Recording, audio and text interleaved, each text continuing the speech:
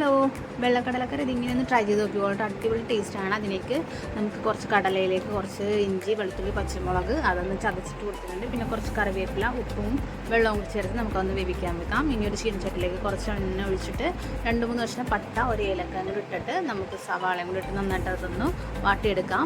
നമുക്ക് പൊടികൾ ചേർക്കാം. മഞ്ഞൾപ്പൊടി, മുളക് പൊടി, മല്ലിപ്പൊടി, ഗരം മസാല ഇത്രയും ചേർത്ത് കൊടുത്തു കഴിഞ്ഞാൽ അതൊന്ന് മൂത്ത് വരുമ്പോൾ നമുക്ക് തക്കാളി ചേർത്ത് കൊടുക്കാം.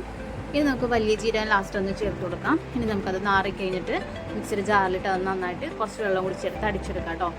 അപ്പോൾ ഇതേ അടിച്ചെടുത്തിട്ടുണ്ട്. ഇനി ഒരു ചട്ടിയിലേക്ക് ആരപ്പൊന്ന് ഇട്ട് കൊടുത്തിട്ട് നന്നായിട്ട് അതൊന്ന് ചൂടാക്കി എടുക്കാം. അതിൻ്റെ എണ്ണയൊന്ന് തെളിഞ്ഞ് വരുന്നവരെ നമുക്കൊന്ന് വെയിറ്റ് ചെയ്യാം. എന്നിട്ട് കുറച്ച് വെള്ളം കൂടി ചേർത്ത് അത് നമുക്കിനി അതൊന്ന് ഇളക്കി കൊടുത്തിട്ട് നമ്മുടെ കടല ഒന്നും അങ്ങോട്ട് ഇട്ട് കൊടുത്തിട്ട് നന്നായിട്ട് ഇളക്കി അതൊന്ന് തിളച്ച് വന്നു കഴിഞ്ഞാൽ നമ്മുടെ കടലക്കറി റെഡിയാണ് കേട്ടോ. മല്ലിയിലേക്ക് ഉണ്ടെങ്കിൽ അതും കൂടി ഇട്ട് കൊടുത്തു കഴിഞ്ഞിട്ടുണ്ടെങ്കിൽ കടലക്കറി റെഡിയാണ്. ഇനിയിപ്പോൾ ഞാൻ ഇന്നലെ വെള്ളപ്പത്തിന് വേണ്ടി മാവൊക്കെ കുഴച്ച് വെച്ചിട്ടുണ്ടായിരുന്നു.